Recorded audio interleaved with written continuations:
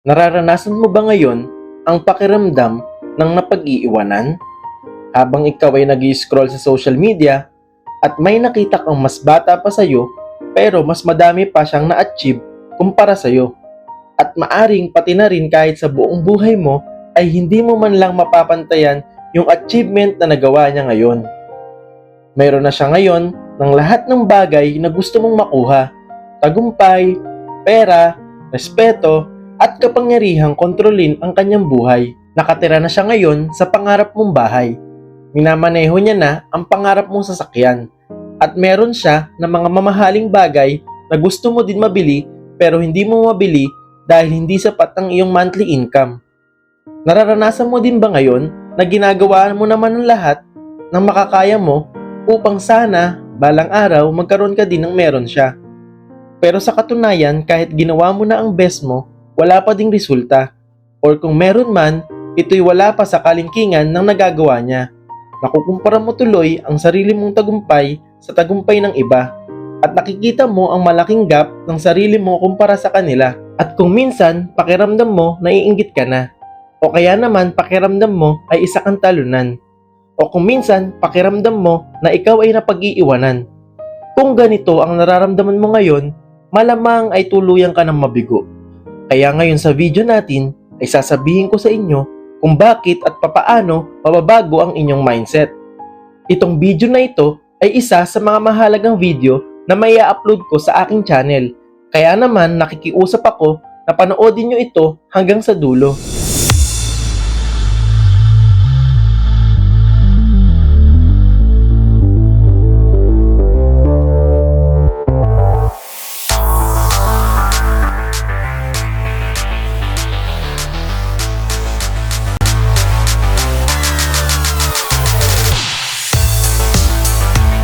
Iba na ang panahon ngayon.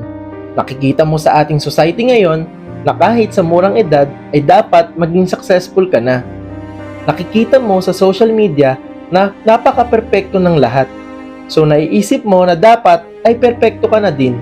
Yung tipong dapat alam mo na ang gagawin, saan ka pupunta, at kung sino ang mga dapat mong kausapin, at dapat alam mo na kung ano ang dapat na eksaktong gagawin. Pero kung iisipin mo, sa totoong buhay, ay normal lang kung hindi mo pa alam ang iyong dapat gawin. Lahat tayo ay dumadaan sa ating buhay na kung minsan nararamdaman natin na parang walang nangyayari o kaya naman ay napag-iiwanan. Sa totoo lang, maari ding hindi lang kung minsan, pwedeng isang taon or isang dekada. At lahat ng yan, sa totoo lang ay normal lang. Pag-usapan natin ang tungkol sa pressure na dapat ay maging successful ka na agad. Dahil nga nakikita natin sa ating society na dapat maging successful ka agad. So simulan natin na ano nga ba ang success? Ano ang ibig sabihin ng pagiging matagumpay? Sa karamihan, ang ibig sabihin nito kung natupad mo na ang iyong pangarap, pagkakaroon ng madaming pera, nire-respeto ka ng mga tao sa paligid mo, at kung malaki na ang natutulong mo sa lipunan, at na-enjoy mo ang buhay mo ngayon. Kung ikukumpara mo ang iyong sarili sa mga taong matagumpay, malimit merong dalawang malaking bagay ang hindi mo nakikita. Ito ay ang unfair advantage and iceberg illusion. Pag-usapan natin ang unfair advantage. Pero bago yan, meron akong tanong. Naniniwala ka ba na patas ang buhay? Please i-pause mo muna itong video and mag-comment ka sa baba kung ano ang sagot sa aking tanong. Sasabihin ko sa iyo ang aking opinion.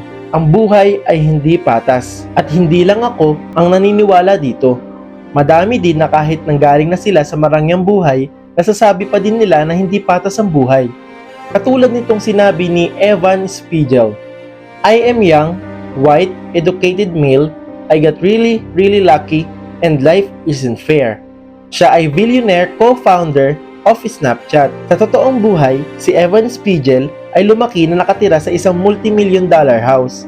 Ang kanyang mga magulang ay kilalang mga sikat at matagumpay na abogado. Nakapag-aral siya sa isa sa mga sikat na paaralan. Ang mentor ni Evan Spiegel ay isang co-founder of YouTube na si Scott Cook. So in summary, siya ay nakapag-aral sa isang sikat na paaralan. Nanggaling siya sa successful at mayamang pamilya. Madami siyang mga koneksyon, siya ay healthy at matalino. at nasa kanya na din ang lahat ng magagandang opportunity. At ginamit niya ang lahat ng ito kaya siya naging successful sa buhay.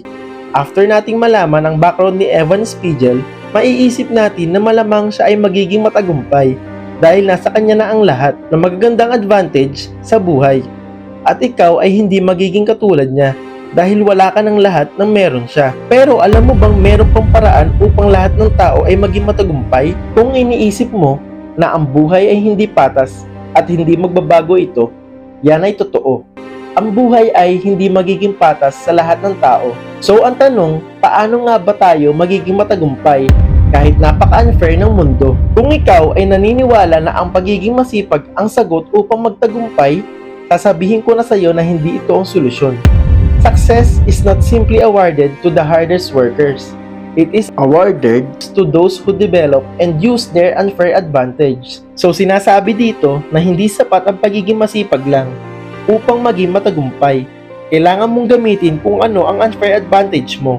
At paalala lang, hindi po ito about unethical or illegal advantages. Ito po ay yung unique strength ng personality mo.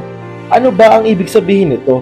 Just for example, about sa social media or sa isang influencers, ang pagkakaroon ng magandang itsura ay isa sa mga unfair advantage mo upang magtagumpay sa field na yon. Pero hindi ibig sabihin nun kung hindi ka maganda ay hindi ka na magtatagumpay dito. Ang ibig sabihin lang po nito ay kung maganda ka, meron kang good looks, ay mataas ang chance mo na mag-succeed sa field na yon. At pareho ito kapag matangkad ka bilang isang professional basketball player. Madami din naman na kahit hindi ganong katangkaran na player ng basketball, pero naging matagumpay pa din sila. Pero kung ikaw ay matangkad, nasa iyo ang advantage sa paglalaro ng basketball. So dapat ang tamang mindset po dito ay gamitin natin ang unfair advantage na meron ka upang magtagumpay sa buhay. Lahat po tayo ay meron ito. Kailangan mo lang hanapin ang mga bagay na ito. So, paano nga ba natin hahanapin ang unfair advantage mo? So, ito ang unfair advantage na pwede mong gamitin sa buhay. Miles. M. Money. Kapag marunong kang gumamit ng pera at alam mo kung paano i-manage ito at alam mo din kung paano i-multiply, mataas ang tsansa na magtagumpay ka. I. Intelligence and insights. Ibig sabihin nito ay kung mataas ang IQ mo, magaling and creative ka, magagamit mo itong katalinuhan upang magtagumpay. L. Location and luck. At isama na din natin ang looks.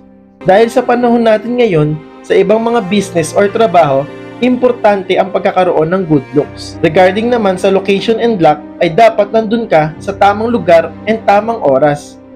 E. Education and expertise. Ito ay pareho ng pagiging matalino at patuloy ka pa din nag-aaral upang patuloy ka din mag-grow. S. Status o estado sa buhay kung galing ka sa isang marangyang pamilya.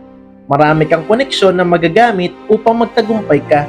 At kung hindi naman, pwede mo pa din ikaw mismo ang gumawa ng koneksyon mo sa buhay kahit hindi ka galing sa isang marangyang pamilya. After mo marinig ang lahat ng ito at maiisip mo na wala ka na maski isa sa mga unfair advantage na ito, yun po ay imposible dahil marami po tayong pwedeng gawing unfair advantage.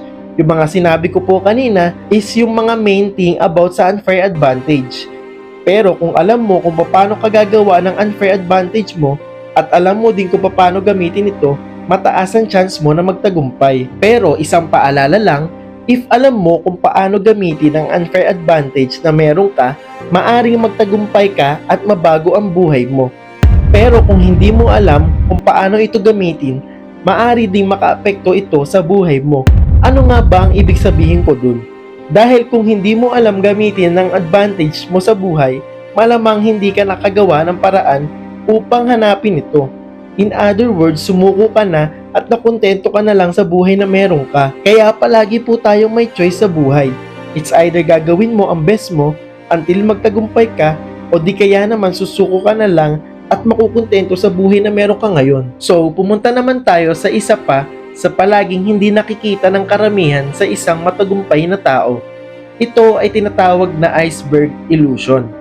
Ang nakikita lang ng karamihan ay yung tagumpay ng tao. Pero hindi nila nakikita yung mga mistakes, persistence, failures, hard work, and marami pang iba. Hindi natin nakikita kung ano nga ba ang mga pinagdaanan niya bago pa siya magtagumpay. Hindi natin nakita yung dedication, hard work, good habits, disappointment, sacrifice, failure. Bigyan kita ng isang magandang example about dyan. Si Michael Jordan ay kilala bilang isang matagumpay na professional basketball player. Nakikita natin na magaling siya pagdating sa court. Magaling siyang leader, kaya niyang pasunodin ang kanyang team, kaya naman nagkaroon siya ng 6 na title rings sa buong karera niya. Siyempre dahil dyan, sumikat siya, naging multi-millionaire siya, na-enjoy niya ang buhay niya dahil mayaman na siya. Actually ngayon, isa na siyang bilyonaryo. Pero hindi natin nakita kung ano nga ba ang pinagdaanan niya bago niya ito maabot. Si Michael Jordan ay nag-debut sa NBA noong October 26, 1984 at nakuha niya ang kanyang first title noong 1991. Ibig sabihin po nun, 7 years niyang pinagtrabahuhan ito. Nagkaroon siya ng mga mistakes, kabiguan along the way, pero patuloy pa din siyang lumaban and in-improve niya ang sarili niya bago siya maging matagumpay. Isa na din naging dahilan dito kung bakit nagtagumpay si Michael Jordan dahil alam niya kung paano gamitin ang unfair advantage niya. So in summary, hindi nakukuha ang pagiging matagumpay kung masipag ka lang. Dapat alamin kung ano nga ba ang mga unfair advantage na meron ka at gamitin mo ito upang magtagumpay. At patuloy mo lang i-improve ang sarili mo. Huwag kang susuko dahil even ang pinakamagaling sa mundo ng pagbasketball na si Michael Jordan ay madami din pinagdaanan bago siya magtagumpay. So sana marami kang natutunan sa ating video at sana naisip mo din ngayon kung ano ang mga advantage na meron ka at sana gamitin mo ito sa buhay mo upang magtagumpay. Please mag-subscribe ka sa ating channel para palagi kang updated sa mga videos natin.